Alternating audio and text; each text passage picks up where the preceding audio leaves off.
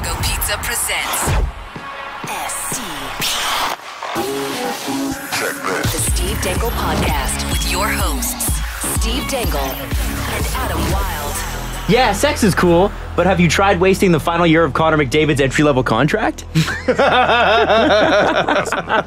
said that? That's Cam Lewis at COOOM on Twitter 13 hours ago. That's great. Good Twitter. Good Twitter. Hey, so we... there was a bunch of good Twitter last night. So before we get to last night's good Twitter and last night's good bad game, with some good plurs, I want to talk about the fact that the Carolina Hurricanes owner Peter Carmanos apparently has entered in a new agreement. It's not official yet, with a Dallas billionaire.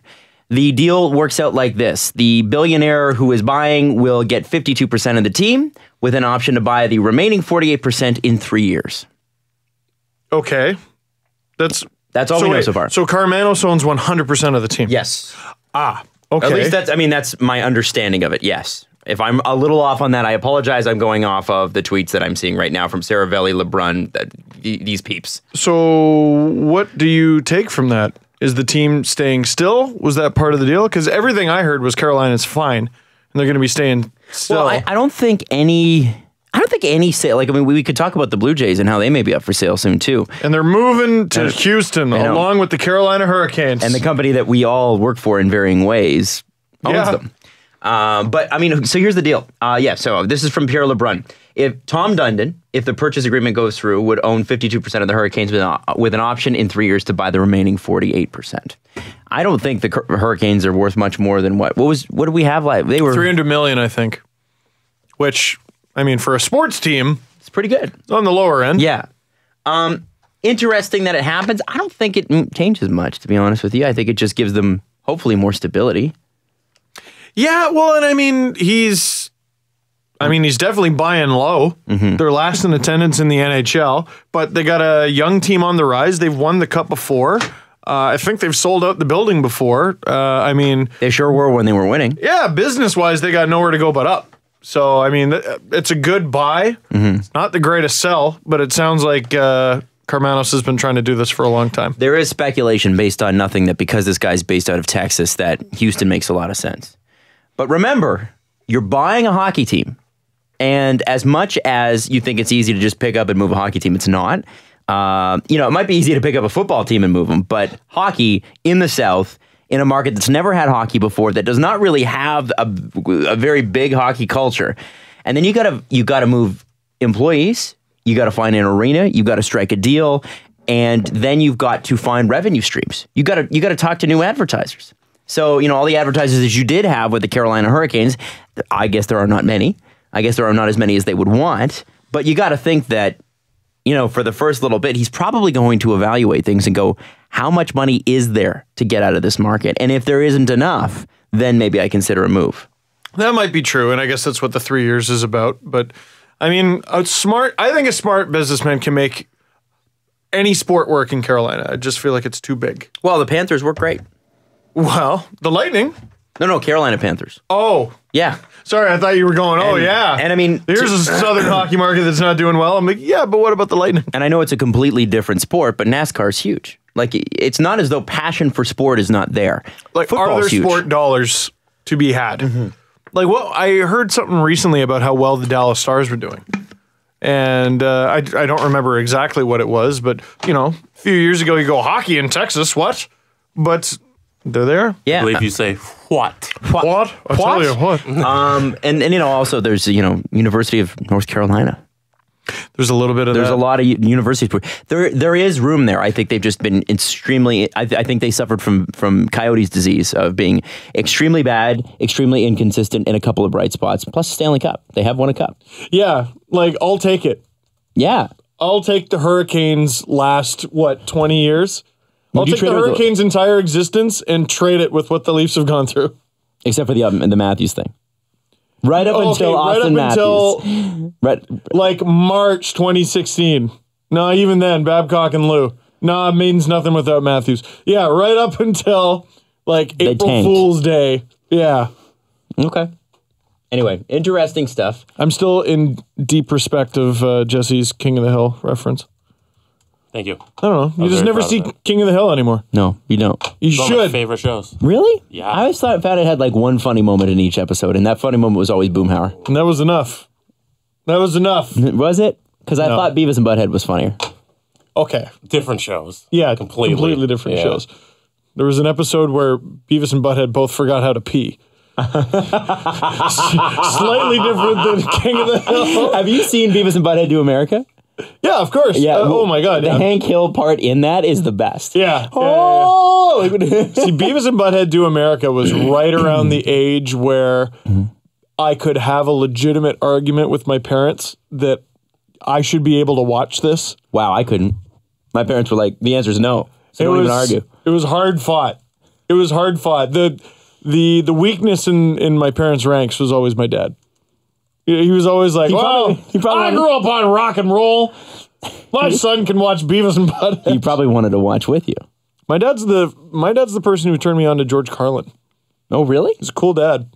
That's pretty cool. Yeah, well, because he was smart. He's very smart. I feel like I've told this before, but like he just saw me like watching comedy specials and like stuff I shouldn't have been watching, like Chris Rock, you know, because it was the late 90s, whatever.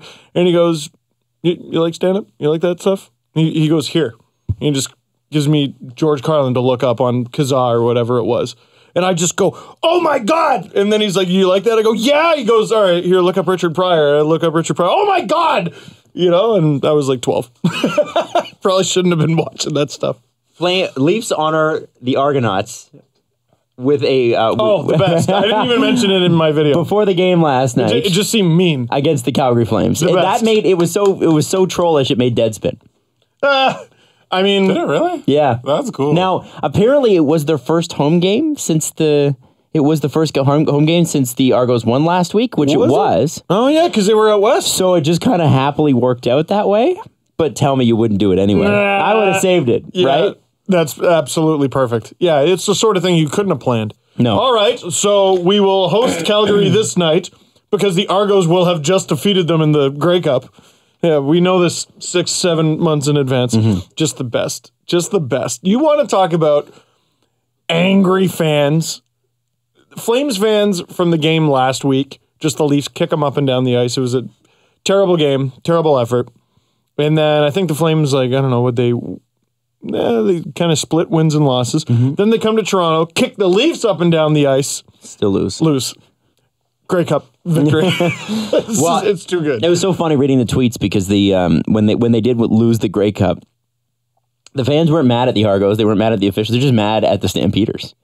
Calgary fans just mad at their own team. Which was the team that like left cow poop or something like that on like the quarterback's front door or driveway or something like that? What? Yeah, you never heard that story? No, what's the story? They were like, I can't remember exactly what it was, but it was something similar to the fumble from the Grey Cup game where it was, I don't know, someone from Saskatchewan or it might have been the Stamps. They screwed up, crazy play, cost their team the game, got eliminated. And then they started getting like threats and like, I think someone left, I want to say it was like manure at the end of their driveway. Nice. It was a long time ago. When you could get away with that. Type in CFL manure. There was no security cameras to back then, so you could do stuff like that. You know where there were cameras? On the Leafs and Flames last night? Well, trained on the Flames bench. Well, okay, do we want to start with Tkachuk spear? Yeah, we do. We don't have to do too much. I said my piece in my video that is 95% uploaded. Okay. Hey, that's well, considering there's no crossover from your video in the podcast. None. No. Frustrated Riders fans target kickers home. Oh, it was a kicker. Read this. Some unhappy football fans took their anger out on the home of a Saskatchewan Rough Rider, Paul McCullum, in Regina Sunday. The Rider kicker missed 2 field goals in Sunday's CFL West Division final against the BC Lions in Vancouver, including an 18-yard attempt. Wow. I could make an 18-yard field goal. That's the most Rough Riders thing to happen ever. The Riders lost 27-25. Yeah, that guy. Oh, that sucks. Sending the Dude, if Lions you gave to the me Grey 5 Cup. attempts, I think I could do that. One attempt. I think you can do 18 yards, man. I would Well, put having never $100. even tried. Wow. The only thing I would worry about is the elevation. Can I get it up high enough?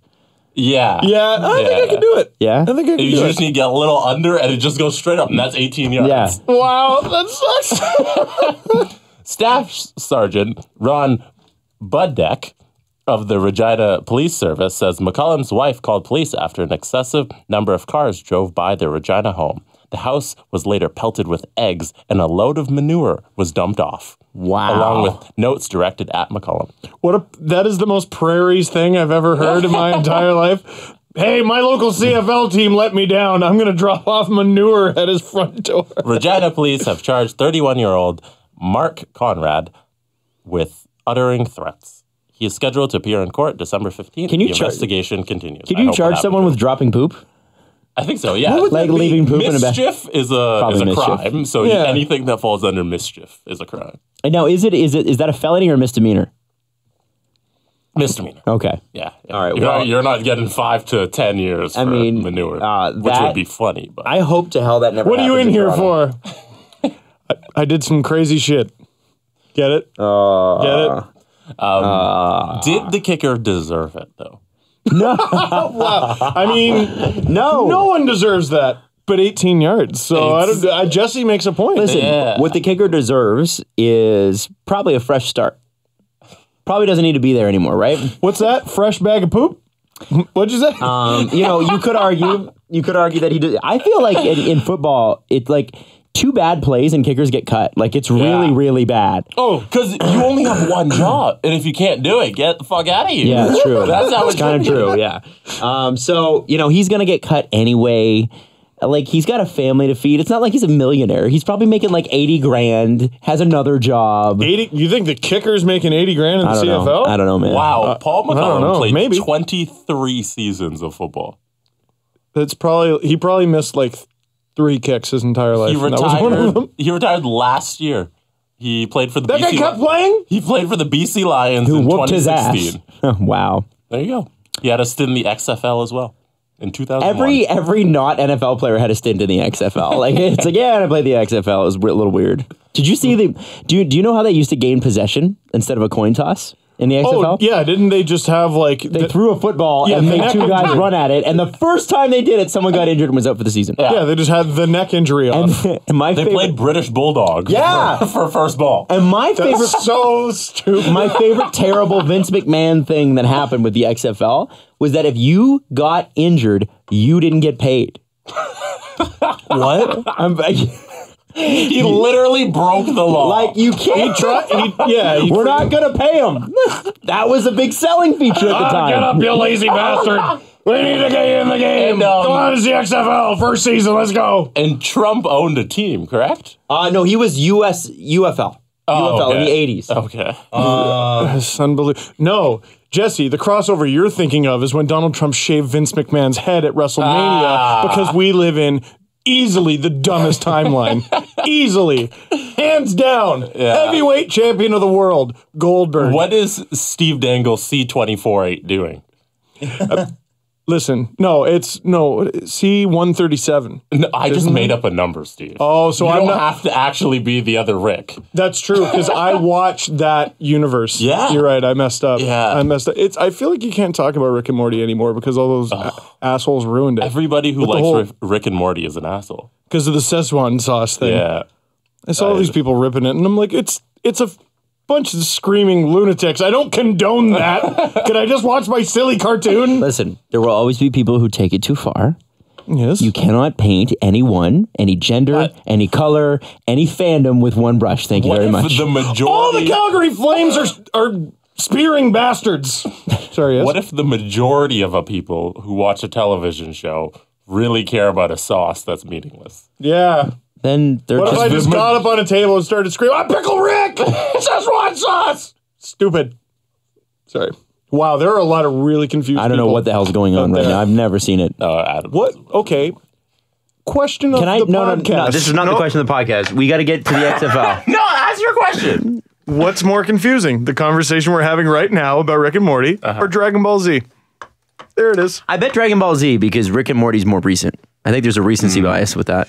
See, I feel like it's so much more popular than Rick and Morty, though. And it has been for a long time. New question of the podcast. Okay. Because apparently question of the podcast is a new thing we're doing. Yeah.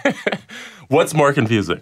Listening to this podcast as a non-hockey fan Oh, because there are. Yeah. I'm always shocked by that. I met somebody. I'm going to look his name up right now. We met on the. I was on the TTC. He plays for the Riders the other day, and he's like, "Hey man, I'm from New Brunswick. I'm a teacher here now, but you gave me a shout out like 3 years ago on the podcast. It's really nice to meet you." And then actually a couple of his kids came up and were like, "Hey, where's producer Jesse?" And they weren't SDP listeners. They were KISS listeners. Oh. So his class listened to our radio show. He listened to our podcast, and he got his girlfriend into our podcast. She was not into hockey at all, and I guess I'm not sure if they're engaged now or not. But anyway, I was thinking as he was telling me that, I'm like, how do you get into this show without at least caring a little bit about hockey? I would never listen to a football podcast. Never. I don't listen to Botany Weekly.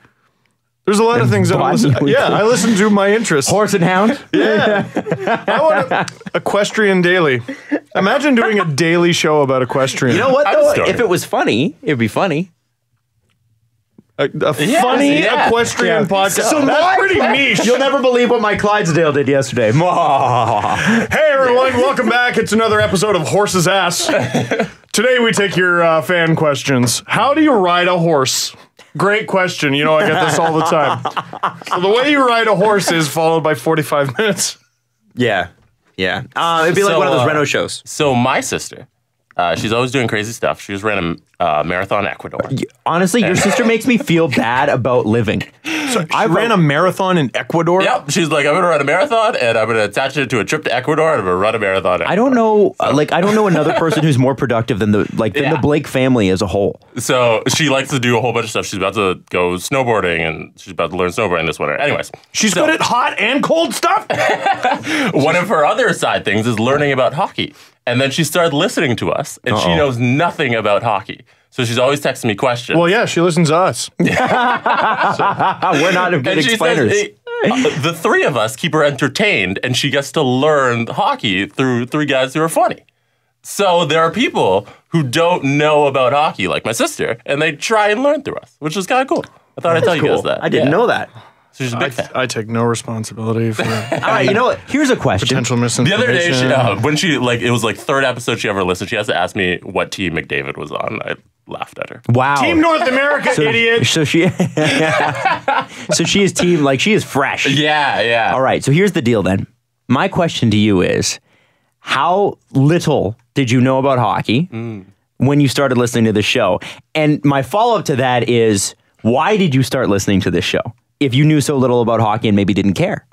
I also want to know, how late in life did you get into hockey? Maybe they're not into hockey. That's my point. Like, why are you listening to the show if you're not into hockey? I welcome and I love. That's amazing. But I think at some point you become some sort of hockey fan, obviously. Yeah. Right? Even if you're listening, even if you didn't start because of hockey. Even if you only found out who Connor McDavid plays for. Yeah. I find, even watching the Super Bowl, my one football game a year, I find myself by the end of the game being like, come on, Seahawks. Yeah. I cheer for a team. Come on, one team. It's usually the team that's not the Patriots. Okay. And then the Patriots win. Seahawks? Of course they are. Well, I think the Steelers have something to say about that, okay. Jesse Blake. Okay. Remember when Ben Roethlisberger was going to retire? The 10-2 Pittsburgh Steelers have something to say about that. With a quarterback with no confidence. Listen. Right. He's more confident now than he was when they were, I think, 3-2. Yeah. I don't know. Anyway. I'm just picturing a bunch of Flames fans right now sitting on their hands, bouncing around like they got to pee. Talk about Tkachuk!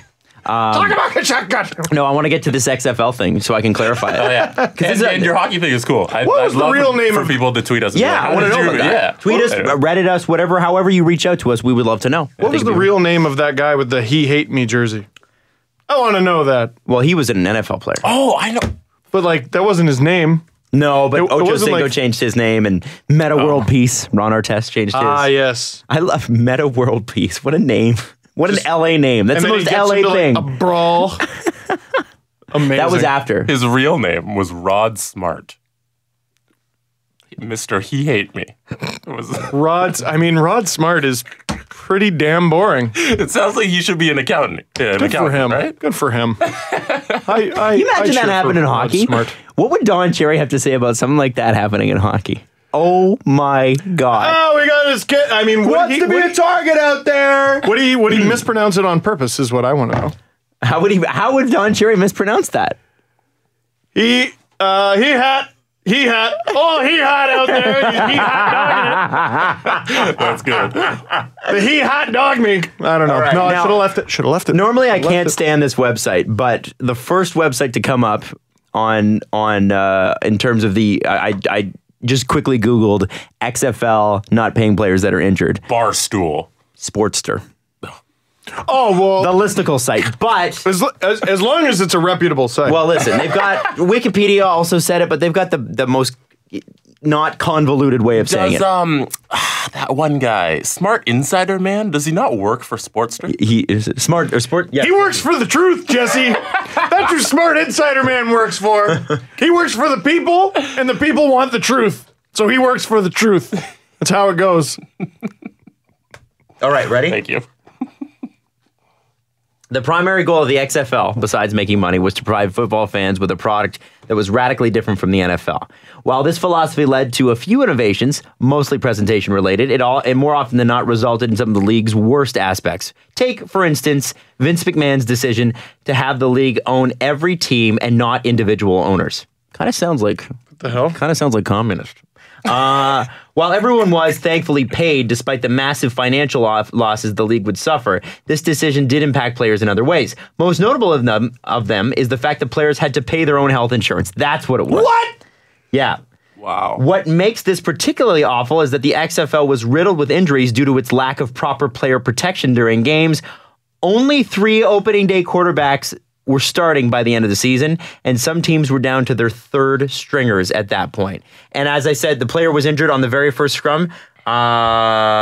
It happened on the very, very, very first scrum. The first play in XFL history. Yeah. Season-ending injury. And all players made the same. So if you were a quarterback, you made $5,000 a week. If you were a punter, you made $3,500. Everyone else is around the $4,000 mark. Wow. You know, I get addicted to YouTube videos and I go down rabbit holes that last, 7 or 8 hours. Mm-hmm. WhatCulture.com and their wrestling stuff, and Adam from WhatCulture.com in particular, like just the way he goes through lists, I could just listen to all day. I'm so jealous of his ability. Go listen to WhatCulture.com. They do like listicle videos, but it's like the top 10 craziest things Vince McMahon has ever done, or Vince McMahon did this, or 10 times Vince McMahon completely lost his mind and was an evil person, whatever. What a lunatic. Yeah. What a absolute lunatic. It's a crazy chapter in sports history. It's crazy. And Jerry Lawler did a lot of the games for it and admitted, I think, during one of the games that he didn't even care about football. Like one of the wrestling announcers. Oh, no. Yeah. So anyway. Jerry the King Lawler called football games. Do you think the games were rigged? Oh, I think they were. I mean, I must believe, have been. wasn't there something about the odds? They wanted to make it about Vegas. They wanted it to be more of a show, and they wanted it to be about Vegas betting odds more than anything. So, and then there was the fact that the footballs were all dyed, right? They had the big red X, and they were black footballs with a big red X on them. Okay. And the players couldn't throw them. Like they couldn't throw them properly because they had been dyed so much that they didn't actually have that pigskin sort of feel to them. Oh my God. So isn't that nuts? It's just crazy. You gotta if you have time tonight. He's at the 20, the 15. Go 30 for 30? There needs to be. That would be cool. Yo, somebody ring up. It's not Bill Simmons doing that Not anymore. Is anymore, it? no. He's at the 20, the 15, the 10. Oh, here we go. Steel chair to the head. Oh, yeah. Fumble. They change the rules all the time. Like I remember watching Sports Center and being like, that's strange. Yeah. That's odd. Anyway, hey, Hilarious. Matt Martin. Speared. In the nuts. Although he didn't feel it, apparently. No, and he said if you're going to do that sort of thing, make it count, which I think is about the most badass thing he could have said. Well Yep. played, Matt. Well played. Now, what do we think about that whole situation? I think Justin Bourne had it the best, and I'm going to look it up right now. He had the penultimate take on all of this. Where was it? Here it is.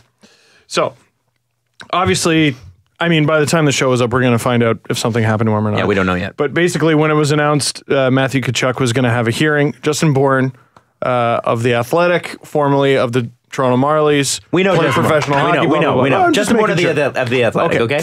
I hope at some point during the hearing, someone just calls him a dumbass. Like, okay, it's not that violent, but you were a dumbass, and we can't let people spear people from the bench. So now we have to suspend you for being a dumbass. Dude, this guy got in trouble like 2 seconds ago. He got suspended 2 seconds ago. 4 games. For when you think about it, in essence, a somewhat similar thing. It involved contact with the player. And continuing a situation that was already losing steam. Yes, like he was in that situation, he was on the ice, and I think the player who he touched was going off the ice. Not 100% on that. Either way, he got suspended. 2 weeks later, you very not subtly at all spear a guy from the bench. Are you thick? Now, he's not even 20 yet, eh? This kid's 19 years old. What I said in my video today was, I got a lot of Flames fans going, well, Kadri! Look, the Leafs beat up Kadri repeatedly over the years for doing stupid things, and it didn't necessarily stop him from doing them, although he does less. Eventually, they got through to him somehow. They got through to him, and he's a valuable player for that team. Mm-hmm. I expect the same to happen for Matthew Tkachuk, but at his current rate, like, that kid is going to get smoked.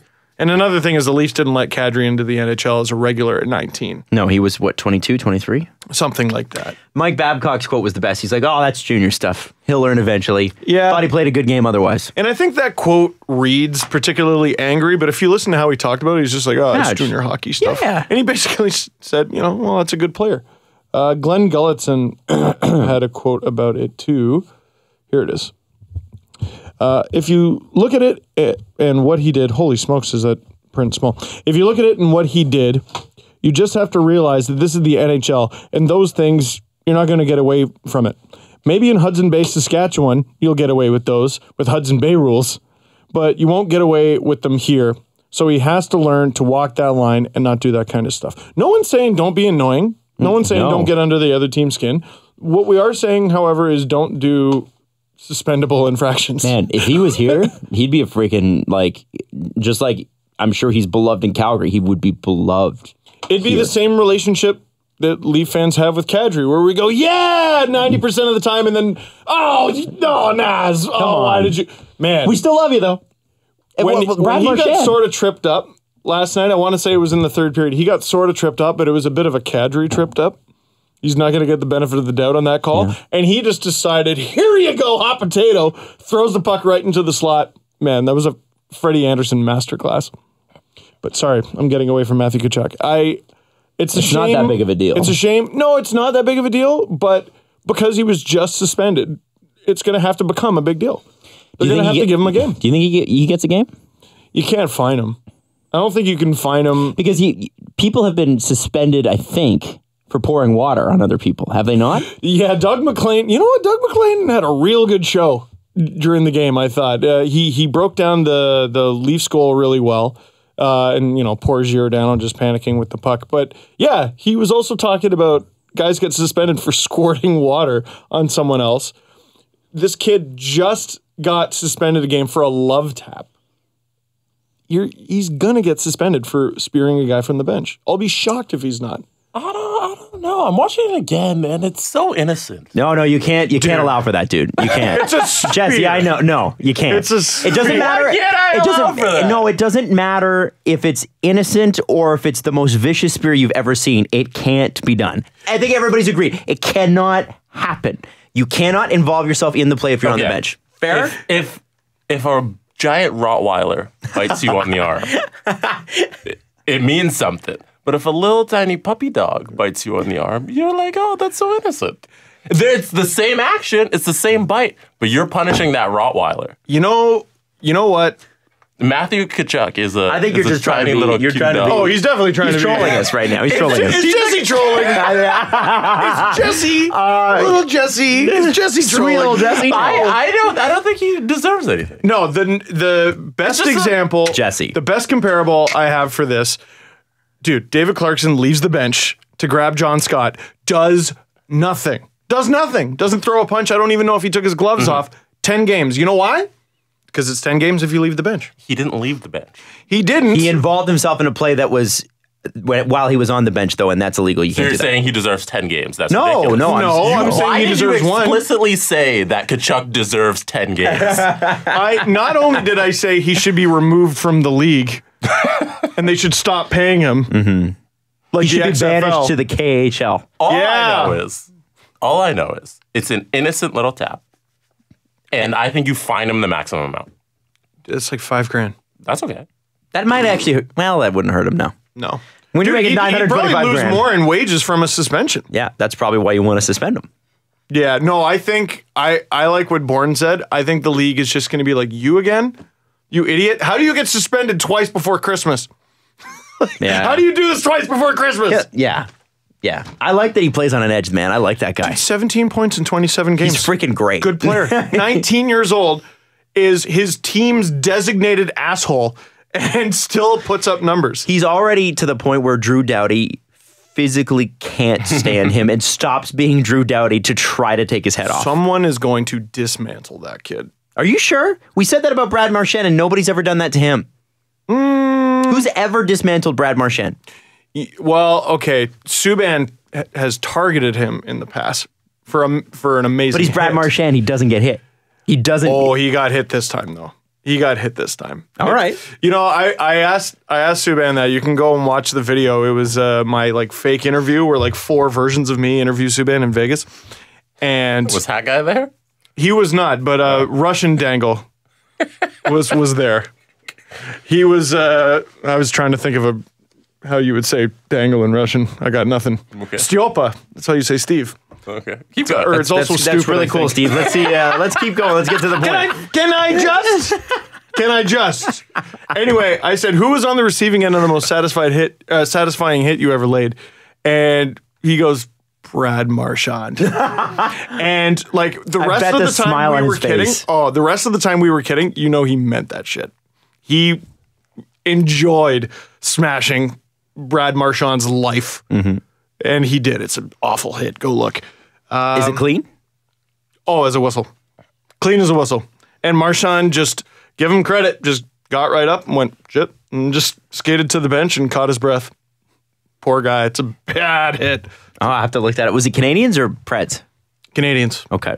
Canadians. All right. And Marchand's young, but Man, be that's the thing careful. though. Like again, these guys rarely, if you're a good pest, you're a really good pest. you rarely get caught. Good pests score and good Yep. pests never get caught. And they never, and I'm not talking about by the ref. I'm talking about never get caught on the ice. Never get caught. I love that. Komarov was the king of just, he's lost a little bit. I think Komarov chirps too much. I liked Komarov who just skated away. Opponents hated that so much because Yeah. they always had a lot to say to him. And then just skates away. Very nonchalantly. Just staring at nothing too, just staring ahead of him. Players hate him. Janikowski certainly seemed a little upset with Borgman last what night. a maniac. Yeah, that guy, wow. That guy, He's got passion. There's some fire. yeah, so that bench brawl he was involved in, that is not going to be his first bench brawl. No. No, that guy has the red mist crazy fire over nothing.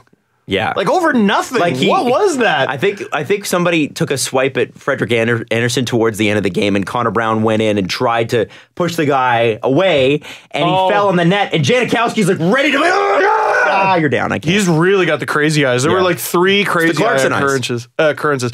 I loved Borgman's game last night. I did too. I did too. I don't think he had a great numbers night, but caused a couple chances, couple hits. He was really getting into it with Hathaway.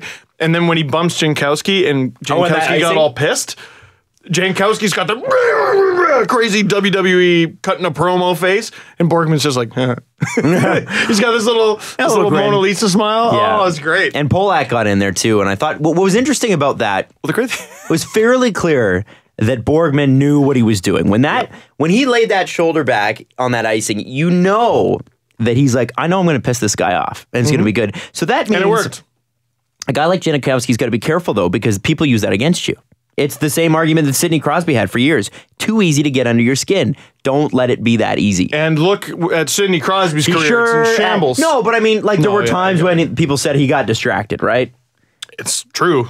So, Just true. Yeah. So and it's not like Sidney Crosby's not the best in the world, but You know when he's the best? When he's not distracted. Bingo. Boom. So anyway, that was interesting. I want to throw this out there too. You know, it's pretty obvious to say Freddie Anderson was amazing.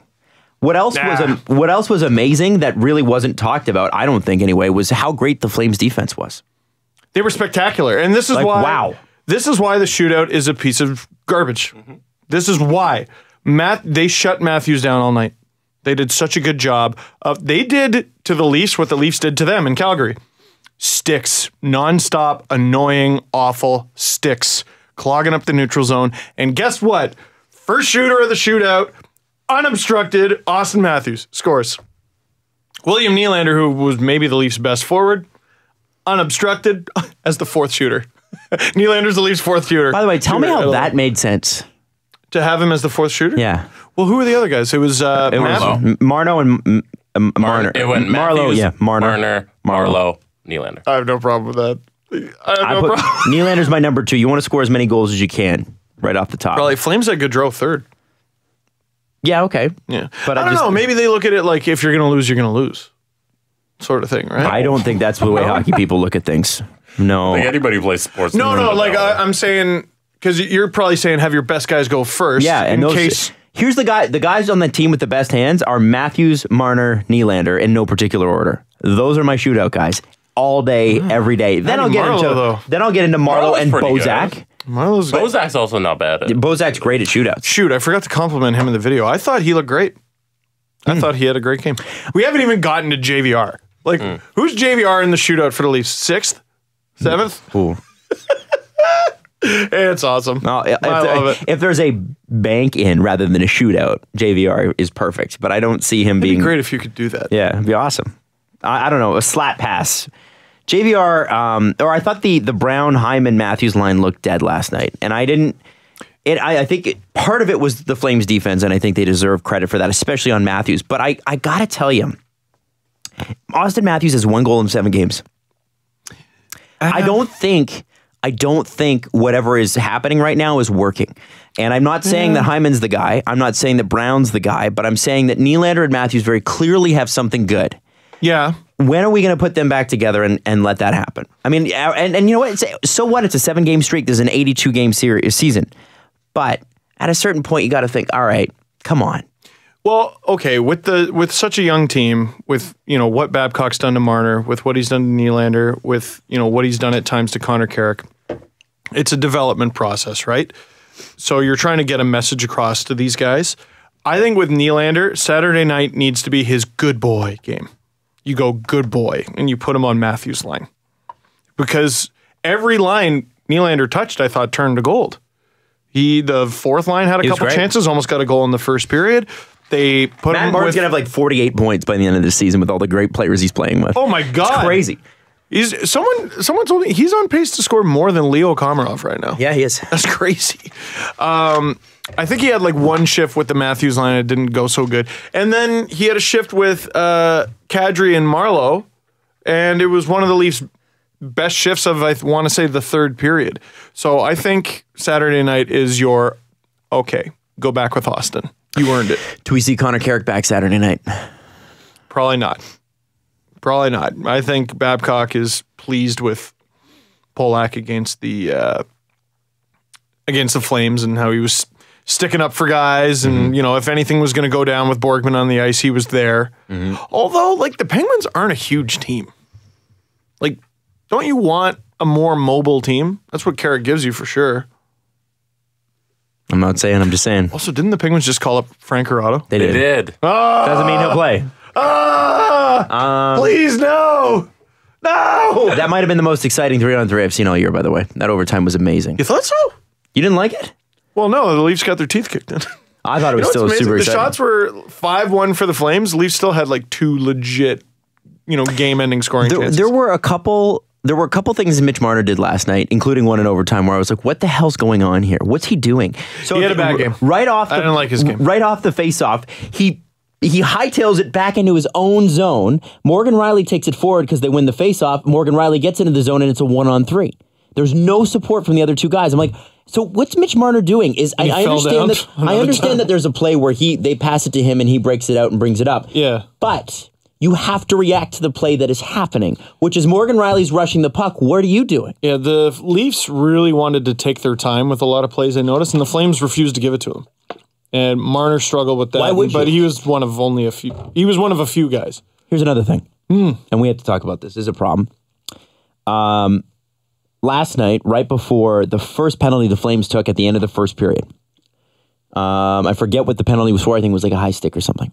Right before that, the Leafs were within like skin of your teeth close to Nikita Zaitsev putting them at 6 men and getting another bench minor. It probably should have got one, to be honest. At what point does this team, like I looked at when they showed the replay,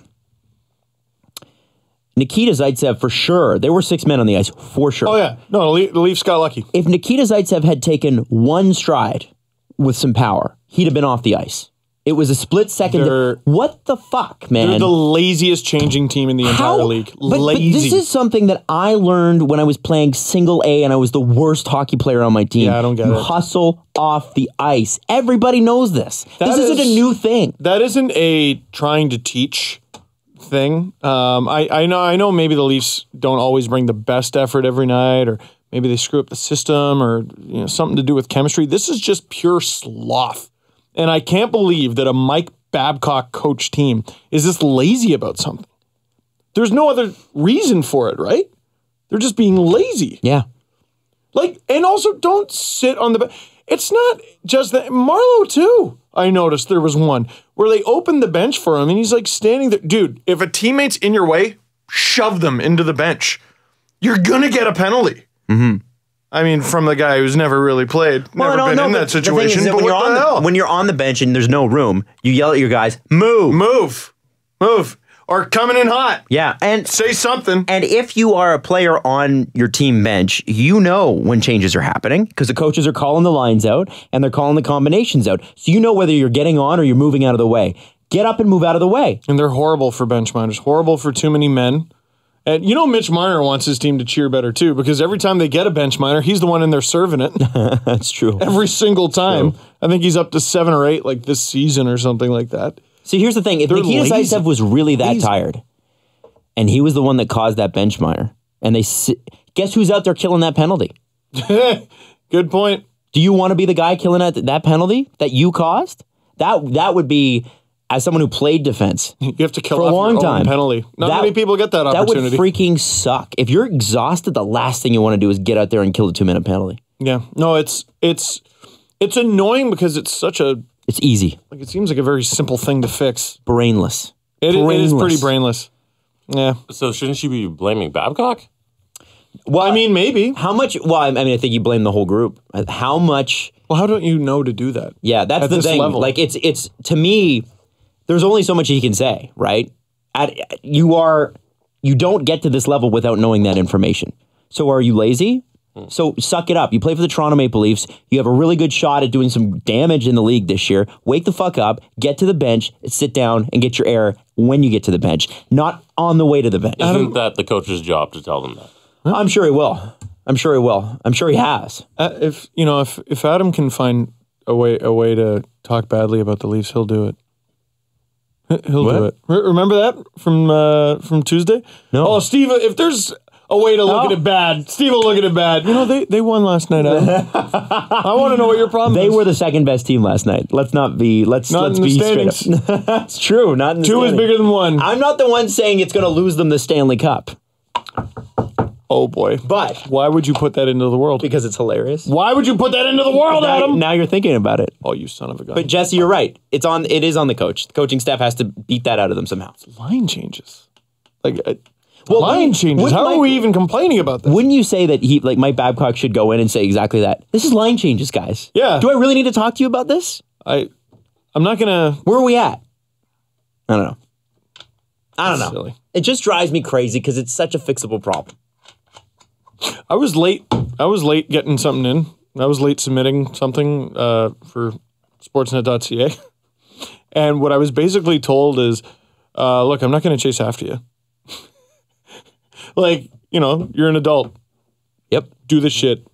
That's the sort of thing, if there's so many more complicated things the Leafs have to worry about, Like, if you're Babcock, it's almost like, do I really need to tell you to try? I think he does. Like, do I really need to tell you to try to get off the fucking ice? If I were him and I caught people doing that, I'd bag skate him the next practice in front of the whole team. Oh my God. That's what we did. We got bag skated. If you were caught doing that, you got to skate around the ice 3 times, like around the full boards. Bag skate him and then be like, all right, head to the bench. And then the second they're almost at the bench, no. Penalty, get back out there. Yep. All right, penalty drills. Get back out there. Is this fun? Is this fun to you? And I say this as a Nikita Zaitsev fan. Sorry, Jesse, go ahead. Frederick Anderson, no. He's faced 70 more shots than the next closest goalie this season. Holy smokes. The Leafs. That's like 2 games or 1.25 games for him. Honestly, though, I keep saying this. At what point is just the talent not there?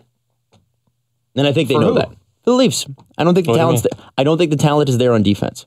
Oh, to prevent something like that. I was like, with Freddie? I disagree. Oh, no, Freddie's great. You blame the defense, the back end, like those 6 guys for those shots. I don't know, guys. Like, I looked at Calgary's, we looked at Calgary's top 4 when they got Hamonic, right? And it's like, holy smokes, that's pretty solid. Now, Hamonic had a rough start. I think he's evened out a little bit.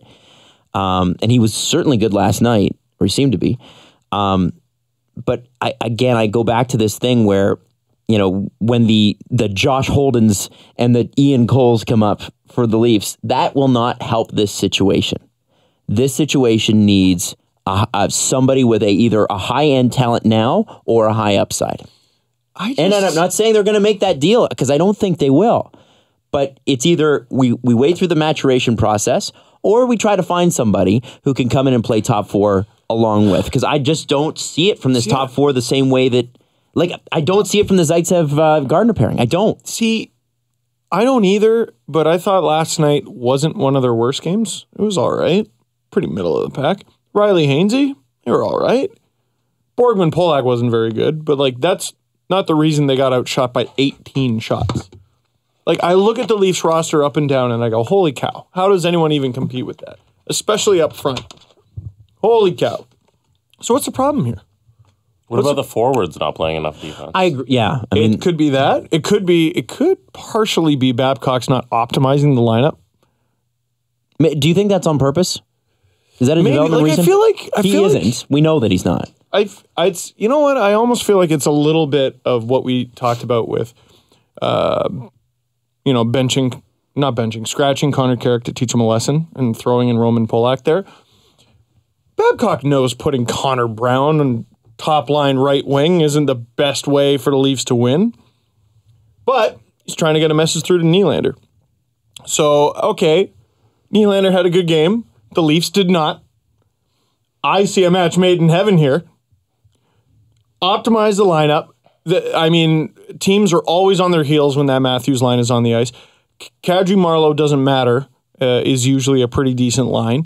Then you can have Brown playing responsibly wherever you want and shelter that JVR Bozak Marner line if you want to. Fix 70 more shots than the next closest goalie. Maybe.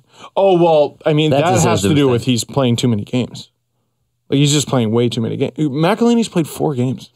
Okay. That's insane. Also outshot 18. Yeah, man. Dude, they allowed almost 50 shots last night. There's a problem. Yeah, with the other team out shooting. But I feel like for like a week or two before last night's game, they had actually like kind of alleviated that problem. Like, they were playing better hockey. They weren't getting outshot as much. Seemed that way, but when is it going to be consistent? Mm-hmm. Right? You're right. I agree with that. Like against Washington and Saturday against Vancouver, apparently it was good defense. Well, we didn't see the game against Vancouver, but... That's right. I feel like they were all right against the Oilers. I don't really remember. Against the Flames and Oilers. The Flames as well. But the Oilers scored... It was 4-1, and then the Oilers tied it up. Yeah, and then Chris Russell beamed it into his own net. I'm such a Leaf fan, though. I look at that and I go, well, they didn't lose, so... Well, I mean, you can't... Yeah, they might have coughed up the lead, but they didn't lose, which is an improvement. That's true. That's true. Baby steps, everybody. Baby steps. It's an improvement. Yeah. I don't know. I'm having a hard time looking at as the sky is falling. I'm proud of us. The Leafs are so good in the standings right now, and we could just easily look at it and go, this is great. But we're yelling and screaming about the little things. Because we should be. Do you know who the Leafs would play if the playoffs started today? I'm not even fully sure how to calculate wild card. It's the best. We happen to be on the same wavelength there, Jesse. It's the best. They would play the Montreal Canadiens in a first-round series. Oh, man, that would be Remember when the the world was falling for them? Dude, the Atlantic's play us. bad. The Atlantic's bad. Okay, so the Leafs and Habs have played the same amount of games. The Leafs are 8 points up on them. The next... This early. Okay. Wow. Okay. Montreal, 29 points in 29 games. Boston, 28 points, just 1 point behind them. 4 games in hand. It's like the Leafs with the Bruins last year almost, except the reverse. I don't know. I'd say Boston is still the favorite for that. Johnny, you have the standings. Boston has scored 69 goals for. That's pretty nice. Pretty nice. Pretty low, though. Montreal has scored 81. Yeah. And But again, 4 games, right? 4 games, yeah, they can make. So who knows? They get like 3 or 4 per game. There are 3 teams tied at 101 goals for right now. Tampa, Toronto, and the New York Islanders. There really is another echelon. Like, I'm just looking at the standings right now. Yeah. I mean, it's kind of nuts, right? Like, it's Tampa, Toronto, and then no one's really close in the Atlantic. Detroit is 2 points back of third in the Atlantic, but they're 10 points back of the Leafs. Wow. Oh, God. I really don't want to play Carey Price in the playoffs. I really, really don't want to play Carey Price in the playoffs. Please. Can I be no. the counterbalance to that? There's nothing I want more than a Montreal-Toronto playoff series. Nothing that I want more than Montreal and Toronto to play. How much fun would that be? Come on. So much fun if they win. How much fun will it be when Carey Price steals? Oh! That's why I love sports. That gets me excited. I'll just... Well, we will have to record the podcast from my house because I will not have gotten out of bed. And I will just reak... You'll be sleeping with the all dogs. kinds of things. I told Andrew on the floor. If the Leafs and Habs play, we're going to Bell Center and we're going to watch a game. Like on Saturday night. You're not going? No. Why? Well, I'm going. I'm not remortgaging my house. Yeah. You think it'll be that much? Oh yeah, dude. This would be Bell so Center good. tickets and ACC tickets will be stupid. Okay, do you think you can get in the building for less than $400 a ticket? Bell Center, yes. ACC, no. I say both no. Bell Center is probably going to be like 300. Yeah, I say 300. Yeah. You know what? To me, worth it. Then you got to go to Montreal. Yeah, then you got to get to Montreal. And it's Adam, so he's going to fly. It's the same as the train, basically. On his Piss and Hundies mobile plane. It's going to Waterland. My PH plane. Piss and Honey's plane. There you go. PHP. You're flame. I thought it was funny. But this reminds me of a tweet I just randomly saw. I guess FedEx bought 15 new flying buses, and people are like, you mean airplanes? Anyway. Wait, what the hell? Yeah, so, I mean, listen. We're harping on the details because the details matter. Because you know what it is? Whoa, when you go Coach Adam. When you go to the playoffs, these things come out. Everything comes out in the wash. All these little details, your weaknesses. Like, it's like when you get married to someone. When you're dating them. Tell me about marriage. Or when you move in with somebody. Okay. Sorry. When you move in, like if somebody pull that card. Let's say you stay over at your partner's house and for some reason you hate the way they brush their teeth. You like them, but you hate the way they brush their teeth. Guess what? You're going to be standing next to them, brushing your teeth with them the way they brush their teeth for the rest of your life. The playoffs are like marriage. They're like moving in with somebody. They're like committing to somebody. All your weaknesses, all the dirty stuff that you've hidden, they're going to find out about. And every little thing that this Leafs team isn't executing on will come out in the playoffs and become a weakness beyond a weakness. And that happens to every team. And that's where this stuff, nail it down now. Nail it down before game 40. So that by game 50, by game 60, you're just rolling. It's automatic. It's business. Elliot Friedman said something haunting at a Puck Talks once. It was, he was talking about, I think we were talking about like the whole analytics versus eye test thing. And he was basically... Well, the way you're talking, talking about hits in your video, like Morgan Riley and the amount of hits he had. I know. Yeah, what but are you doing? Talking about hits. I was praising him for his lack of hits, though. Talking about plus minus that he had the last 2 seasons. What's wrong with what happened? I slummed it. What happened? What'd you do to Steve Dangle? I was slumming it with plus minus. Are you Steve Simmons in a Steve Dangle mask? Are you Jose Bautista? In which case, you don't know who I am. Different writer, but anyway. Yes. No, it was both of them. It's both of them. Believe it or not, Jose Bautista's cantankerous. No. Anyway, Elliot Friedman told a haunting story. We were talking about analytics versus the eye test. And Friedman's like, I'm really on board with all these analytics. But it was a few years ago.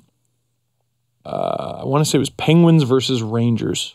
I don't remember what round. Maybe round 2. Sounds like St. Louis was on the Rangers. Sounds like a second round. Yeah. St. Louis was on the Rangers. And the Penguins are up 3-1 in the series. And Adam, he's sitting on set with Adam Oates. And Adam Oates is watching. He's seeing this series unfold in front of him. He sees that the Penguins are up 3-1. And he goes, the Rangers are going to pull this off. The Rangers are going to win. And he explained something that they were doing over and over and over again. And they were just beating the Penguins into submission, waves against the shore. Even though they were losing in the series, they had lost 3 games out of 4. If they just continued to do this one thing, I don't remember exactly what it was, over and over and over again, it's going to exhaust the Penguins' defense, and they're going to lose this series. Rangers in 7. Wow. It's the playoffs are another ungodly monster. They're scary. Was that around the time that the Penguins had to trade Evgeny Malkin or not have a future? I think that might have been the year before they had to trade Evgeny Malkin. Okay. It's a good thing they did that. So they it might have been the last time the Penguins didn't win. Might have been. Remember in the before time, in the long, long ago? Dad, what's it like when the Penguins don't win the Stanley Cup? I don't know, son. We're millennials. Yeah. All right, Oilers Flyers. The as-bad Oilers taking on the as-bad Flyers. It's on the TV right now. And holy moly, do the Oilers look bad, especially in that first period. My favorite thing, again, Mark Spector is at his best. How was he? When the Oilers are at their worst. And he said, I always get comments like, I don't know, I like his videos more when they lose. Yeah. Mark, same thing. He said something to the effect of, I don't really like this stat because I'm not really sure how well it's tracked in each arena, but the stats out of the first period where the Oilers had given away the puck 12 times or something. And he said, and that seems about right. Giveaways are pretty bad. Apparently 0 scoring chances through the first period. 0. Wow. Really? Yeah. Really? What was the final score? 4-2? I think so. And the Oilers had 4 minutes on the power play. How many shots? How many 4 shots were you getting 4 minutes of power play? 4. You should get 2 shots per power play, okay. I would say. They got none. Jesse's the closest. -1. 1 shot. Oh, Connor McDavid, Leon Draisaitl, Ryan Nugent-Hopkins, Mike Camilleri, Pat Maroon. I mean, even Mike Camilleri, in a power play role, that's okay. Pretty dangerous. That's all right. Gee. Isn't that nuts? What is wrong with that team? Oscar Klefbom said this about it. Because it's too late to be too early. It is. So right. Oscar Klefbom said this. Said they didn't play with enough desperation. And I wondered about that. Because is desperation the thing you want to be playing with game in and game out? Urgency. Urgency, desire. Desperation to me strikes it. Desperation to me means I'm going to lose this. Desperation to me means I cheated and I'm trying to get my partner back. I'm desperate to get them back. I mean, he also might have not picked quite the best word but in I hear translation. Them saying that all the time. He's not the first guy. Oh, really? And I hear it used in hockey. I feel like if desperation is the thing that's the problem, then I think that's the problem. Desperation shouldn't be the thing you're using. Shouldn't the Oilers be desperate, though? Well, I mean, yeah. I feel like at this point, okay, I know it's December, but it's past American Thanksgiving. Oilers are 6 points back of a playoff spot and 8 points back of the top 3 in the Pacific. And right now, let's say they're just going for the last wild card spot, 1 spot. There are 1, 2, 3, 4, 5, 6 teams they need to leapfrog. That's a desperate team. Should be. Mm-hmm. Anyway, I understand what you mean. Like, desperation is almost like playing to not lose. You got to play to win. That stupid little whatever. Yeah. I mean, they also got Laurent Brossoit in net, and he hasn't been great. Right. And that's true. That's true. But Cam Talbot was in net, and he wasn't great either. I don't know if the Oilers should be calling teams and just ringing it off the hook to get a goalie. Unless Cam Talbot comes back and he's fine. But what reason do they have to believe that'll happen? He's been bad. Question about Laurent Brossoit. Like, the Leafs would be in a bit of trouble, and I think we had identified goaltending at the beginning of the summer as something that they needed to kind of get deeper in. Thankfully, Calvin Pickard was just given to them. Oh, my God. What a steal. But how do you go into a season with a backup goalie that can't at least pull 500? Well, okay. And did they believe in him? I mean, the Leafs did the same thing, though. That's who McElhinney is. Yeah. I suppose they did get the parachute or whatever. Yeah. And at the end of the day, they always had Garrett Sparks. I'm just looking at Brossoit's numbers from last year. 8 games in the NHL was a 928. Good. Very good. In the AHL, he was just a 908 in 21 games. I don't know. I kind of feel bad. Like, if you have a 24-year-old backup who you barely played last year and now you have to rely on him, isn't that your fault, not the backups? That's what I mean. Yeah. Like, that's definitely your fault. That's what I mean. Why didn't they get a... Why couldn't they... It's not Brossoit's fault. It was a soft goaltending market for the last 2 years. Why has this not been dealt with? What's funny is, so a few years ago, you know, we were talking about the price of goaltending going down, not because goalies were less valuable, but because everyone had good ones. Now there's a lot of haves and have-nots. The Leafs are a have. It's great. Freddie, Sparks, Pickard, and McElhinney for fun. Hell, the Leafs loaned a goalie to Vegas' farm team. Still theirs, technically. The Habs? I think that's where Eric Fair is too, by the way. No, he's in San Diego. Oh, okay. The Habs are a have. Price.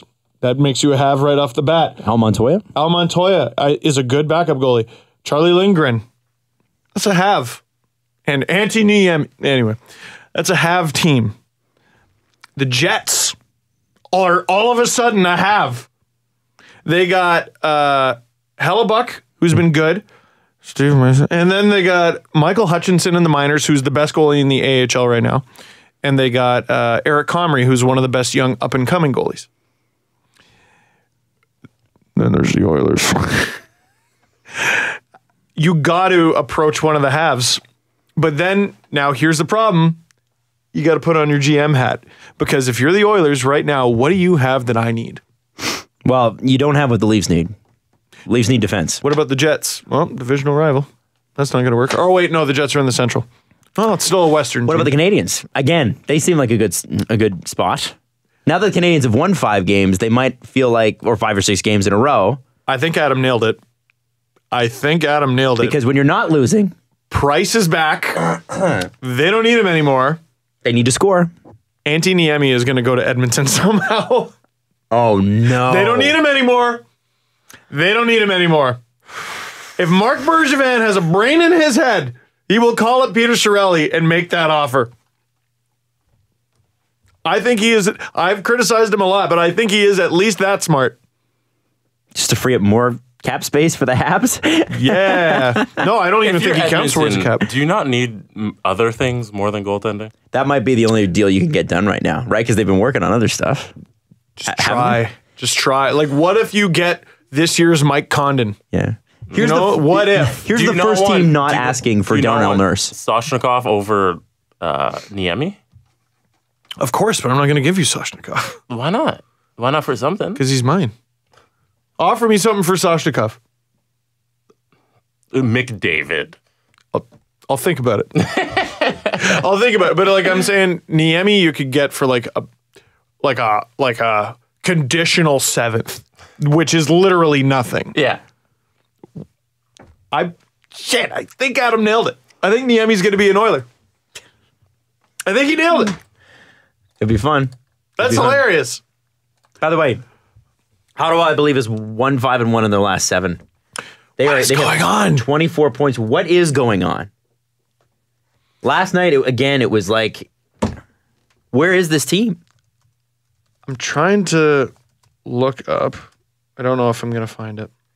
In their last 5 games, they have 1 win. Anyway, someone, I don't remember who it was, posted the Sens stats, like a lot of their underlying stats from this season, and they lined them up against their stats from last season. They're almost identical. It's actually kind of crazy. They're almost identical. And basically what the person was saying was, look, they've always been this bad. Well, then, I wonder, okay, so Chris Which John, is insane. Is it the Sens are the same team and the NHL changed around them? Because the scoring's up? It could be that. It could be people seem to figure out Guy Boucher, because I feel like he had one super strong season in Tampa and then just kind of fizzled after that. Or it might just be percentages coming back to earth. Might just be that, because the Sens got wicked goaltending last year. I seem to remember every shot they took went in. Yeah. So maybe that's not happening anymore. Has their scoring disappeared, or is it about the same? From what you remember? Let's look. Who was it? Like who was scoring for the Sens? Well, yeah, who was it? Who was it that posted the underlying stats? They have 74 goals for. I wish I remembered, man. So it's pretty low. I wish I remembered. It'd be nice if I could just pull up goals per game. Friggin', I hate this website. This website stinks. NHL.com, garbage. Jesse's trying to look it up, but I'm determined to find it before him. Load. Here we go. Okay, goals for. Ottawa ranks 21st. Bad. Goals against. Ottawa ranks out of 31 teams, they rank 26th. So that's not as good. They're looking like a lottery team. Looking like a little bit of a lottery team. Hey, you know who's another option, by the way, speaking of the Sens, is so Calgary had to call him up recently, but if Varlamov gets back to health, sorry, did I say Calgary? Colorado had to call him up recently, but if Varlamov is back to health and Bernier's still there, Edmonton should call about Andrew Hammond. Oh. They should definitely call about Andrew Hammond. The Sens should maybe call about Andrew Hammond. The league average for goaltender save percentage is .911. Okay. It's down. The Ottawa Senators, their team save percentage is .897. Whoa. Okay, well, there's your answer. And that should rise, though. That's insane. That's really low. But maybe their save percentage is as bad as it was good last year. Could be that. There you go. Interesting, Jess. That is very interesting. There you go. Anyway, interesting stuff. Anyway. The Olympic hockey team from Russia, is this going to happen? The Probably. OAR. The OAR. That's what it's going to be called. They're not the Russian Federation hockey team. And you know what? They are They're Olympic gonna win. hockey team from Russia. They are going to win, aren't they? They're going to win. They're wearing the They're rings. They have to wear rings if they're going to enter. go there. But they're from Russia. And they're gonna So win. they get Russia in the name. They get Russia in the name. All athletes do. It's from Russia, but you're seen as OAR. You're representing the Olympics, but you're from Russia. You're not a united team. Mm-hmm. They're punishing the state. Remember, they're not Who punishing gets the the medal? athletes. The Olympic ring team. Yeah. The country doesn't get the medal. Until they take a picture with Putin. They will. Oh my Okay. God. Oh my Fine. God, they will. Fine, let them have a picture. He did a smart move politically, and he let him go. He's like, yeah, all these athletes have been working hard their whole lives. Smart. It just seems like a bunch of semantics. Well, it is. All these things are. But at the end of the Fair. day, you can't punish the athletes you cannot punish the athletes that worked their whole careers for this opportunity because some politicians decided to do wrong. Who gets to go? All the athletes that have never had an issue, and we kind of talked about it a little bit, and Jesse touched on it last episode. Basically, and I would allow Jesse to say this, but he's changing a battery in a camera right now. But basically, you have to have never tested positive ever for anything ever. So Anton Belov can't compete. No. Maria Sharapova, if it was the Summer Games, could never compete. Denis Zaripov can't compete. And you have to pass a strict anti-doping policy thing before and after as well. So, they're super strict with the Russian athletes. But the NHL players can't go. And the KHL players may not be able to go. Is it Dmitry Medvedev, who is the KHL... President. Or wait, no, there's a couple Medvedevs. Anyway, I forget. the guy who is basically the Gary Bettman of the KHL said, well, if Russia's not going, why would we stop the KHL for 2 weeks? But Russia is going. But Russia's not going. But Russia's not going. So they're not sure. But they're going. But they're not going. From Chris Johnson, who wrote about it this week, he said, following a meeting with the IIHF Council last week, René Fossel released a statement in support of Russian hockey players. He says, although we recognize the need to confront doping in sport, Olympic participation should not be used to sanction the many for the actions of a few. I agree. In addition, the extent of which the IOC is seeking punitive measures in the case of Russia is putting the health of ice hockey at risk. Completely disagree. Russia's role in the growth and development of ice hockey cannot be understated. This country forms a pillar on which our sports legacy rests upon. And he's right about that. Russia is absolutely a pillar of ice hockey. But to say that the IOC's punitive measures puts the health of ice hockey at risk, René. I know that's what he's supposed to do. Did he say that about the NHL? No. Come on, René. We're not dumb. I don't know. It's okay. Remember, I hate them both. Okay. So, let's assume we just Men in Black wipe our memories clean for 2022. And the NHL and KHL are both there in China for the Winter Olympics. Are we more or less jacked about it? Are we less because out of sight, out of mind, and we're bored and we kind of had our hearts broken by the whole process? Or are we more jacked because absence makes the heart grow fonder? I don't have a good feeling on that yet. Do fans care? And this whole thing about, well, who the hell's going to watch because the games are in Korea and the time zone. Same deal. Man, I watched it in Nagano. I got up at like 4:30 a.m. as like a 10-year-old. I watched when the World Juniors were in Ufa. Yeah, of course. That's a dumb question. Sochi. And I don't know if you guys know this or not, but it is apparently, according to U.S. diplomat to the UN, I believe, Nikki Haley, it is an open question as to whether the United States will even be at Pyeongchang overall. What? Why? Because of North Korea. Oh, wow. They're worried about security issues, and they're Wait, where are the Olympics? South Korea. South Korea, So, which is attached to North Korea. they're worried that North Korea might try to pull something. So according to Nikki Haley, it's an open question as to whether the United States will even be They'll there. go. Of course they'll go. Yeah. You're going to tell the United States that they're not going to the Olympics? Yeah. Okay. literally all you need to tell them is, yeah, but it'll make you look like you're scared. What? Exactly. It's Exactly. when they call Mr. Garrison and he's president. Yeah. Are you a bitch? Oh, are you a bitch? You're a bitch. What? Who called them? Especially with Trump, man. Like, all you have to do is be like, oh, are you scared? And he'll be like, no, I have never been scared in my life. I'm the not scariest person in the world. I now recognize South Korea as the capital of the Olympics. Let's not get into that. I know. Roger Goodell got a new contract from the NFL, guys, so we can all rest easy. Oh, good. Roger! Oh, shut up. Raji, would you like to know the extent of the payments? It is bonus laden, but I'm going to give you if he makes all his bonuses, which he will, would you like to know how much money Roger Goodell will make over the next 5 years? Honestly, no. $200 million. That's not bad. Not bad. Is there justice? Like, does it exist? I believe it does. I want to believe. Jesse, I get mad. You're not being dramatic at all. No. You know what needs to happen is the NFLPA needs to get back together and actually, Who is that guy in the Steelers who just went off? I forget his name, but it was great. He went straight after Goodell. Like, how do you not get fined for something like that? I mean, I hope not. It's free speech, man. Yeah. But you went after the league you work for, so who knows? I mean, can you be like, I don't like Gary Bettman? Probably not. Like in a post-game press conference, you're going to get fined. You would probably get fined for that, yeah. Just like you can't say that I don't like the ex-official. I don't know, man. I think it's one of those things. The NFLPA was broken in a strike. They broke the NFLPA. And ever since then, the players have literally had, you can have contracts that are just canceled. Which is just a step above the XFL. Oh, yeah.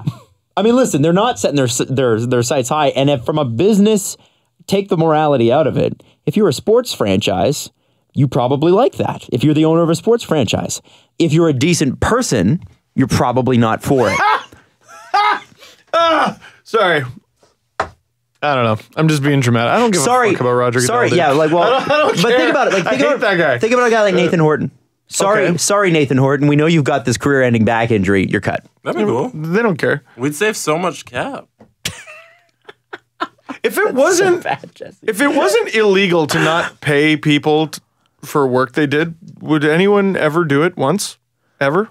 No. No. People are garbage. Well, so people have to demand, but the NFL players, it's on the players. They have to demand more, and they have to actually unite in a union and do it properly. Hope they do. So, how do we feel about this? A couple of quick things. Dr. Pikachu is going to be a movie. Ryan Reynolds will be the voice of Pikachu. So remember we talked about how Pikachu's a dirty lying rat, and he never wants to get in the Pokeball. first of all he's an electric mouse. But no, Pokemon walked into another room and I was not able to enter. What is Detective Pikachu? What the hell is that? Doctor. It's Oh, it's Dr. Dr. Pikachu. Pikachu, I my thought it was bad. Detective Is Pikachu. it I thought it was doctor detective. or detective? Let me check. What are either Detective. of those things? Detective Detective? Pikachu. He's going to solve understand. Poke crimes. That's cool. And Ryan Reynolds is going to be the voice of Pikachu. Does Pikachu get to swear? Because otherwise I don't want to see it. Like after just watching Deadpool twice this It'd be weekend. cool if it was Peekapoo, where he's like, so he gets out there and he's shooting people. Oh. I want Pikachu to take little jabs at Wolverine. Oh, that scamp. They're from the same universe. That's Right. so silly. Right? Right. So what is there like a synopsis of this movie? I will pull it up Okay. and we'll see if we approve or disapprove. Do you have your charger, Steve? Which one? Your MacBook charger? I do. Will it work on yours? I don't think so. Detective Pikachu is set to start filming early next year and it will be the first official live-action Pokemon movie in the franchise's 21-year history. It will center around the Gumshoe Pokemon and the starring human played by Justice Smith, whose character's father has been kidnapped, and a helpful journalist played by Catherine Newton. So Pikachu is going to get this guy's dad back. So it's like Finding Nemo in reverse. It's going to get this they're guy's looking for the dad back. They're looking for the dad. It's like Taken. Yeah, except in reverse. You will find me. Detective Pikachu is based on a Japan-only video game called Great Detective Pikachu, which came out for 3DS, Nintendo in February 2016. It stars a crime-solving Pikachu with a turn-of-the-century detective hat. So, what's the famous detective? Sherlock Holmes. And a surprisingly deep Pikachu voice, which you can hear in the trailer. Oh, So, no. Crime-solving Pikachu. This is a stretch, right? What is this? That is definitely one of those. All right. How about this? All right. Here we go. Pikachu with a detective hat. Make a video game and make a movie. All right. Cool. Is it coming out? There's no Successful brunch. There's another $3 billion. Thanks. Is it coming out Check, in North please. America, or is this going to be a Oh, Japanese no, product? this will be a worldwide release, this movie. Is The it video game has not. Is it live action or is it Live animated? action. Live action. Except for Ryan Reynolds will not be in it. He will just be the voice.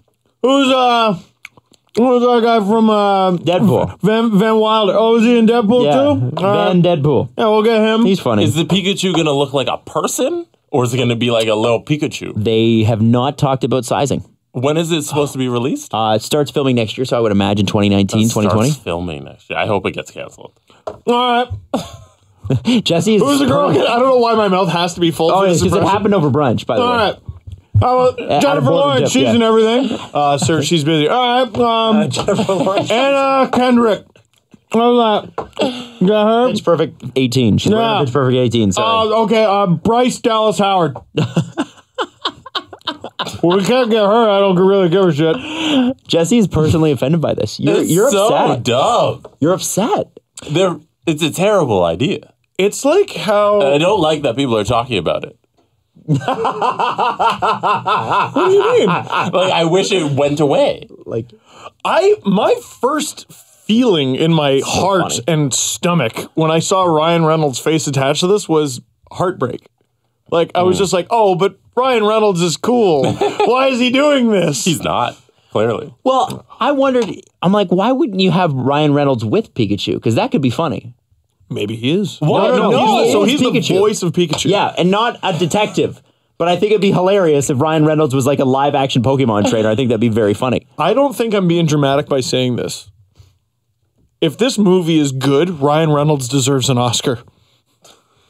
I'm not being dramatic at all. That movie has shit sandwich written all over it. And if he is able to salvage it with his Canadian wit and charm, that is an Oscar-worthy performance. I'm just saying. I want Ryan Reynolds on this show. I hope it doesn't get made. And Sean Avery and Craig Custance and all the other people I've promised you and not delivered. And last thing, well, we got to get Craig on the show. That's my vote. Press conference. Before we get to it, last thing Can't is... do it. My MacBook died. Oh, we can't do the press conference? Steve, give me your MacBook. Steve, give Jesse your MacBook. Is it just out of battery? Or did it actually I don't die? have my charger. Oh, shoot. Why wouldn't you bring it, stupid idiot? Forgot it. Plugged in. Uh-oh. Is my internet not working? Well, screw your press conference, everyone. All right. Podcast. All right. Press conference. I'll ask myself. There you go. Thank Okay. you. Email. Yeah, he doesn't get It's the on Reddit. the creator of Vine. We were talking about this over the weekend. I'm like, man, someone should come out with a new Vine, and it should be 6-second videos rather than 7-second videos. Lo and behold, Wasn't it this always weekend, it was. I thought it was 7. I don't know. Whatever. We're like, just come out with it again because it was hilarious. Vine, the creator of Vine, has other projects on the go, but he is funding Vine 2. He's coming out with another Vine. And this one is supposed to be better. The problem was that nobody could ever make money off it. It's hilarious that Twitter bought it because Twitter has a hard time making money off Twitter.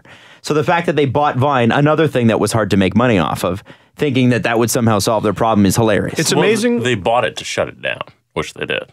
Oh, is that all they did? Yeah. This Vine's, like, the original Vine is that. Yeah, done, it is. But and is they that why bought Twitter did it? Yeah, to shut it down. Because they're like, we're going to do our own thing on Twitter. We don't want this competition. And boy, it didn't work. Let's just buy it. Boy, they did and not. Then they shut it down. Yeah, and then they never really came out with their own Vine for Twitter. They just shut Vine down. Man. See, Facebook did the right thing with Instagram. They took Instagram and they made it better. Are we already at the shitty sequel stage App? of social media? Because for a while it was cool thing followed by cool thing and cool thing and cool thing and Fresh I don't know, idea. this thing looks a little bit like that thing, and now we're just straight up calling it that thing too. Vine 2. I can't wait to try out Twitter 4 in a few years. I wouldn't, you know what, honestly? Shit. I wouldn't name it anything else. People already associate with that brand, right? And this guy obviously knows that he took the money and he ran, but I'm sure we're a little further along in the advertising department, and Maybe. he probably has a better handle on how he could make money off of it. Otherwise, why would he develop it? I suppose. Like, okay, here, answer me this. No. What is the newest widespread popular social media? Well, I mean, I've heard a couple, and I can't even remember the names of them. But every time I've heard something, there's been, like, Snapchat really took off in, like, what, 2013? Yeah, it was like 4 or 5 years ago. And people, every single one since then is like, oh, it's the new Snapchat. Oh, it's the new Snapchat. And what I keep finding is the big are getting bigger. Instagram, Snapchat, all of these, Facebook, they've all added new things. And actually, Twitter's done a good job with their video. They've all incorporated other things from other apps. They've basically copied each other. I mean, Instagram, Insta Stories is Snapchat on Instagram. That's all it is. I was at a high school recently, and I was talking about, I was at our old high school. I was talking about, like, I go, what's like the newest thing you use? What'd they say? And I don't know, we basically came, unless I go to a really boring, or went to a really boring school, it's basically Snapchat. Like, nothing has been invented or innovated for a long time. Well, where do you go? I'm waiting for the next thing because I'm getting a little sick of what we have. Although I just got a business Instagram account. That's kind of cool. But that's not really cool for everyone else. Mm-hmm. I don't know. I'm excited for what comes next. By the way, to me, Facebook is dead to rights. I used to go onto Facebook and see what my friends were doing. Now all I see is shitty videos, and I can't stand it. Things happen in booms. I'm excited for the boom because I think the boom's over, man. the current. I don't know. I just feel like the current landscape. When would there be a new boom? When? Yeah. I don't know. I don't think there's a new boom coming. No, yet. but we always Not for a say, while. you know, wow, Discmans. This is crazy. Man, I got a tape Walkman, and I could just listen to Van Tapes. Halen on the subway. This is crazy. And I'll bring a few extra tapes in my backpack, so that way I have some variety. No, And I there's get it. booms, Listen, and, hey, we've nailed down the Walkman. No one is ever going to take us down. iPods. Now iPods suck. Okay, listen, I'm in on that. I'm ready for that. I just don't know what that would be. Me neither, but I'm excited to meet it. Oh, I don't have an answer for that. I'm excited to meet it. Like, we're already at the shitty sequel phase of social media. Vine 2. Mm-hmm. For real. I don't mind it, though. I don't think it's a shitty sequel. It can just be the exact same as the original. I'd be fine with it. I'm glad Vine's coming back. I thought Vine was fun. Mm-hmm. But that's where we are. Vine 2. This is where we at.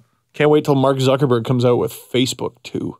I hope it's better than the original, because the original sucks. The original does suck. It sucks. Remember when Justin Timberlake This is the grumpy old man episode. Remember Justin Timberlake bought MySpace, or bought a good chunk of it, and they were going to relaunch it as a music site? Yeah, he invested huge money in it. And they're like, we're going to bring it back. It's going to be a real music-only site, and nothing.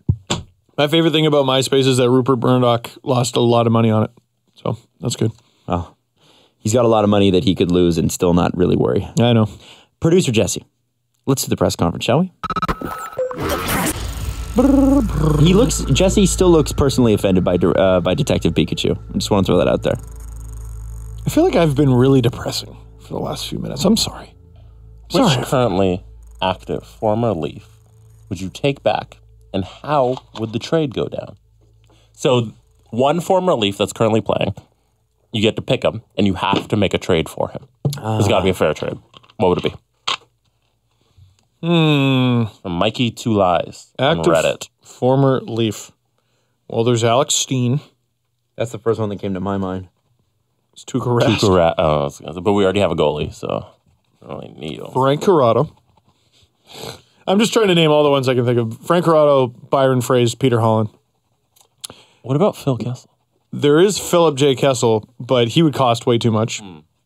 Lee Stempniak. Because I could get him for a 5th round pick, and I don't like this question because the Leafs are most former Leafs are bad. So a defenseman? Who would look good? Who would it be? Who would it look like? Matt Hunwick and Dion Phaneuf were our top pairing 2 years ago. You know who might be all right and would be pretty cheap is Carl Gunnarsson. I don't think St. Louis fans would agree with that. Yeah, They'd love you to take him off. I don't think he's been the same since the hip thing. No, man. I think we have Carl Gunnarsson Leafs in our mind, and they have please give us back Polak in their mind. And I love, do they? Cool. I loved Carl Gunnarsson. I'm down with that. Boy, is it sad that I can't really come up with anybody. Like, what could I possibly offer the Blues for Alex Steen? Babcock would love to get his hands on Alex Steen. Great two-way player. It'd have to be like Kadri. That's a lot. That is a lot. So the answer is new on that. That's why I went Stempniak, because it's like, well, he's probably your 12th, 13th guy, and it doesn't cost you anything. Well, we're going to trade a bag of pucks for Jesse Blacker. And Yeah. That's my trade. Hey, future Olympian Jesse Blacker. Corbinian Holzer. Is he still with Anaheim? You bet he is. I think they played him at forward at one point because they were so injured. Wow. James Reimer. That's okay. Can we get one of the 18 guys we gave to the Islanders? Carter Verhaeghe. None of them are. No. I don't think any of them are doing anything. Chris Gibson is like their third goalie. Michael Grabner. That's not bad. There you go. Michael Grabner. What do you give up for? Yeah. What's a fair trade? A fair Sosh? trade? No. Levo? Absolutely not. I'm not giving. Komarov. I don't want to give them a play. Komarov. I think he did kill penalties. I'm not giving up Komarov for that. One for one. I am giving up. Easy. I'm giving them Colin Greening.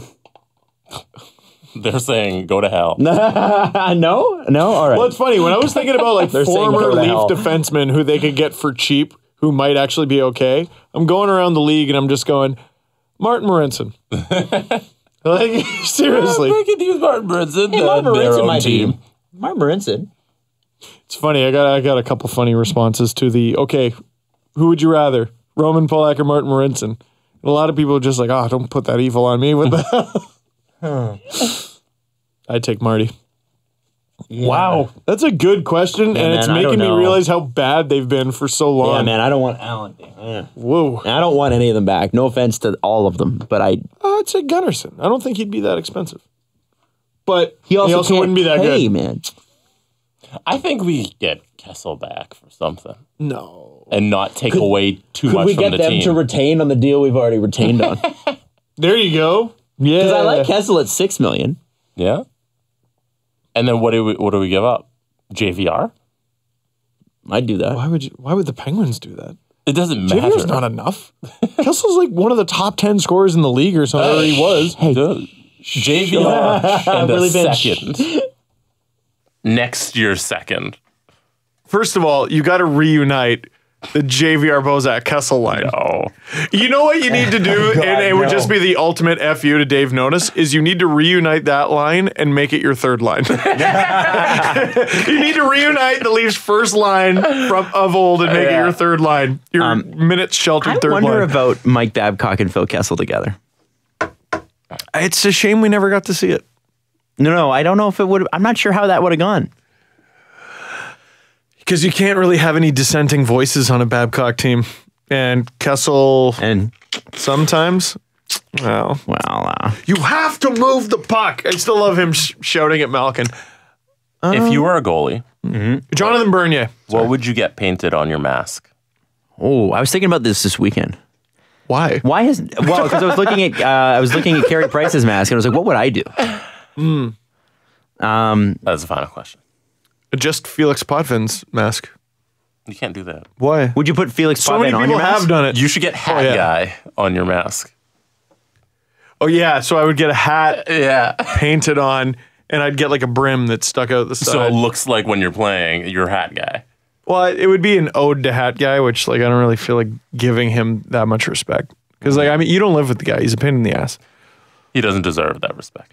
What if I got like a cartoon Iggy done? Aww. And it's like Cujo, but I'm like a golden doodle and friendly. That'd be so cute. No, but it'd have to be like the golden doodle is like biting at the mat, like going for a ball though, a tennis ball. Yeah, catching a treat. And his ears are back, and he's gonna look a little intimidating, right? Like he's got to look focused. Like dogs when they're excited for something look like lunatics. Yeah. Jesse, what would you do, Jesse? I have no idea. I think I know what You can't just. I asked the questions. I don't answer them. he knocks. Jesse knocks. Okay, he is the one who knocks. the one who knocks. Why are we making 6-year-old Breaking Bad Sorry. references? You know what I would do? No, I haven't heard what you would do. What would you do? You already got one. Okay, no, go ahead. I'm just about to start mine. He's like, Here, go ahead. I would Actually, I would do. Have you guys ever seen the Eddie Van Halen guitar print? I'm not sure. Okay, I'm gonna look it up. I'm gonna show you Eddie Van Halen guitar. So the way he, see, I would do this. Oh, that's so confusing. I would do that on, but blue. If I was playing for the Leafs, it'd be blue and white For and black. everyone listening. Yeah. please Just look it up. describe.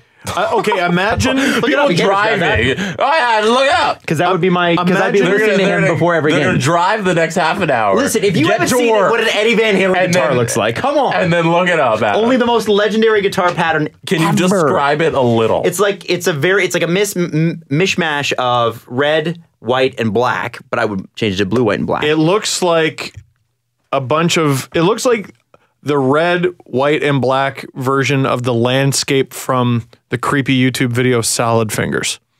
Remember that? See, That is deep, man. That's even worse. But look it that's up. Worse than the guitar. I'm gonna guess that. I'm gonna guess that 80% of the people listening to this show have seen this before. No. Salad Fingers? Guaranteed a lot of people have seen Salad Fingers. This is so. This is the worst, Steve. The guitar. I don't know. Jesse, how would you describe that pattern? Adam, do you I like can't really rusty see it. spoons? The monitor does it's not bright. Oh, It's okay, okay. well, anyway. Yeah, it's fine. Just look it up. Look it up. No. You're looking up all the stuff that makes me wrong anyway. So look it up. I mean, Adam, I don't understand why you're insisting on having a Salad Fingers mask. I think it's really off-putting and confusing to people. But what would you do? I'd probably do a Salad Fingers mask. I would figure out what a rough eye level would be of a shooter coming at me and I'm standing at the top of my crease. And I would paint the top half of my mask like it's the crowd, and then the bottom half like it's the board, so I'd look like a headless goalie. That's what I would do. That's terrible. You know what mine would be? Why? Mine would be Lou Lamoriello's face, kind of like Iggy. Tell me that would scare the shit out of everybody. Hair at the side. Yeah. That would be great. What if you Lou's coming for you. Why is this so funny? What are you going to do when Lou runs wild on you? Come on, that'd be great. The visual's ridiculous. It's amazing, right? Please, somebody make that. Wouldn't that be sick if we got a goalie mask made like that and got Lou to sign it? That'd be the. He would not. You don't think so? I think he'd find it My funny. mask would be a severed horse head. He's got a sense of humor, I think. He might not show it, but I think Lou's got a sense of humor. I don't know. You don't make it hockey without a sense of humor. Jesse, you were saying? No, it's okay. We're done. What would you do, You know Steve? what I would do? All right, this is a sad part of the show on Thursday where, like, we're not going to do this again until Tuesday. This makes me sad. I hate this. Hate it. I love it. You're all garbage. No. We'll leave on that note. Still no word on Tkachuk. Right. The hearing is done, but he's waiting word, and it'll land before the game, hopefully. So he'll know if he'll play tonight. I have a feeling he won't. I feel like if he was going to, we'd know by now. You know? If they were going to let him off with nothing and just a scolding, they would have just let him go, right? Yeah. So something's being done. Anyway, we'll find out. I'm going to miss you all. See you Tuesday. Yeah, after Frank Rotto scores the friggin' shootout win or something. Follow the guys on Twitter at Steve_Dangle, at Adam WYLDE, and at Jesse Blake. The Steve Dangle Podcast. Brought to you by Panago Pizza. Order at panago.com and stuff your face with deliciousness.